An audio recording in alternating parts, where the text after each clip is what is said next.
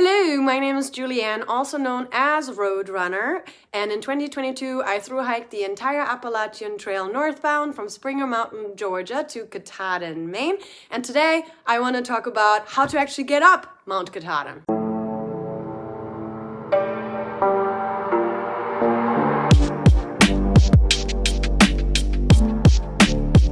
So I have done a video about the 3 different permits that you need to hike the entire Appalachian Trail, but one thing that I haven't found a lot of information about before I started hiking is the actual logistics behind hiking up Mount Katahdin. And it does get a little bit complex and a little bit confusing, to be quite honest. And so I decided to draw it out for you because the only way it would make sense to me personally if I had a visual, and so because that is how I would learn from this, I decided to make a little drawing for you. So let's get to my table and hopefully it'll make sense. And as always, please feel free to send me any messages if you have any questions about this whole thing about getting up Mount Katahdin. Okay, so let's have a look at what the next 15.1 miles look like from A-Wall Bridge to Mount Katahdin. So you have the spot A-Wall Bridge, and then the whole entire distance from A-Wall Bridge to Mount Katahdin is 15.1 miles. Now the distance from either Katahdin Stream Campground or the Birches is 5.3 miles. So what are the hikers trying to do when they try to hike Mount Katahdin? The best scenario is the following. There is the shelter called the Birches, which has about 12 spots, okay? The 12 spots are first come, first serve. Now, it's not like you're gonna be able to hike all the way to the Birches and then see if there's spots available. You actually get to check if there's spots right over here, which is 9.8 miles away from the Birches. There's a little booth, there's a ranger, and you get to check in, you get to sign up, and you get to see if there's any spots available to be able to stay at the Birches shelter, which is free. Now, a lot of people say get to this ranger station as early as possible because the 12 spots do get filled very, very quickly. That can happen often and it can also not happen. So sometimes, depending on when you go to this station, there might be a lot of spots still left depending on what time, and there might be no spots left at that time. So what do the hikers do? So they either get a spot, get to stay at the Birches, which, by the way, you can only stay one night. You are not allowed to stay there longer than one night. So weather can definitely affect this scenario, which I am going to talk about later as well. Once you get to sign up, you hike the 9.8 miles through Baxter State Park, you get to the Birches, you stay there overnight, and you're able to hike up a 5.3 miles to Katahdin, which sounds like the best scenario, okay?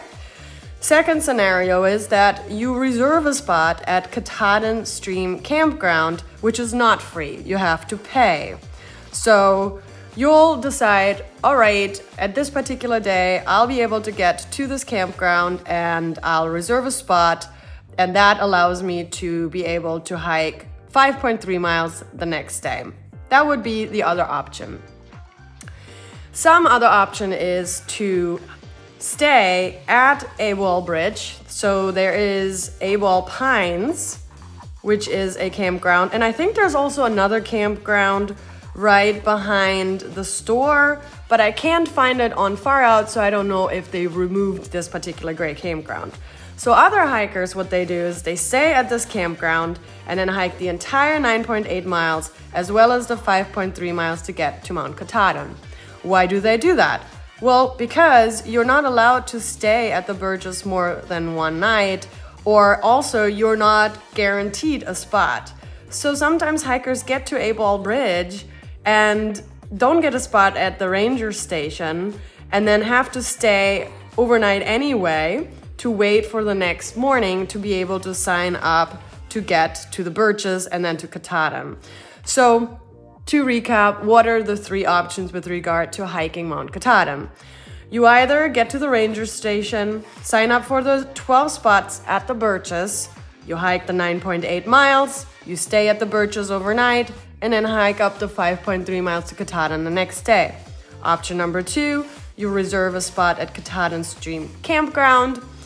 You get to the A-Ball Bridge, you hike the 9.8 miles to stay at the Katahdin Stream Campground, and the next morning you'll hike up the 5.3 miles.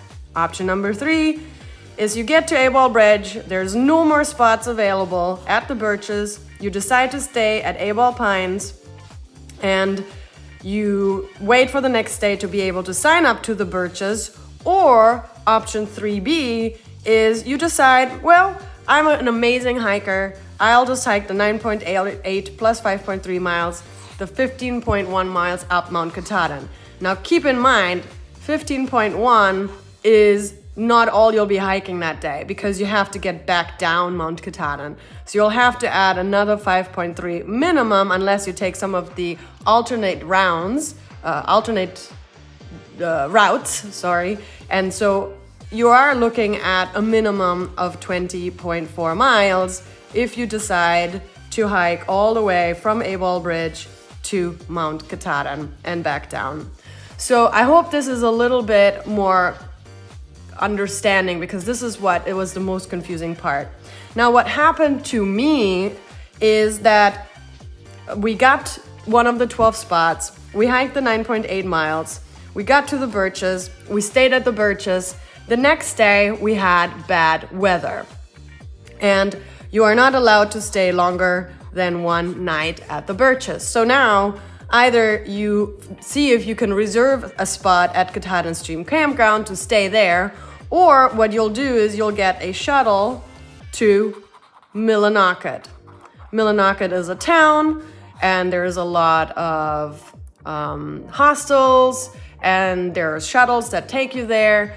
And then what happens the next day, the shuttle will take you back to Katahdin Stream Campground, okay? Now, what is it about this particular spot that you have to keep in mind? Baxter State Park does not open until 6 a.m., okay? So either your shuttle driver has to have a pass that allows them to get in, that they have to pay for, or what they'll do is they will get in line at the entrance at around 4:30 a.m. So you have to get up at like 3:30 a.m., get into the shuttle, and then the shuttle will sit outside of Baxter State Park since 4:30 a.m. waiting until they open at 6 a.m. Now, they try to get there as early as possible because Baxter State Park only gives these shuttle drivers a limited amount of access. So if you are, one of the last shuttles, you might not be able to get into Baxter State Park. We were lucky, our shuttle driver had some connection with the ranger, and so he let her in. And then you have to also keep in mind, this is when they open, they don't open earlier. And the drive from that entrance to the Katahdin Stream Campground is at least 30 minutes. It's quite the ride. So you're not going to be able to get started at least until 6:30, if not later. We got started, I believe, at around 7:20 or 7:40.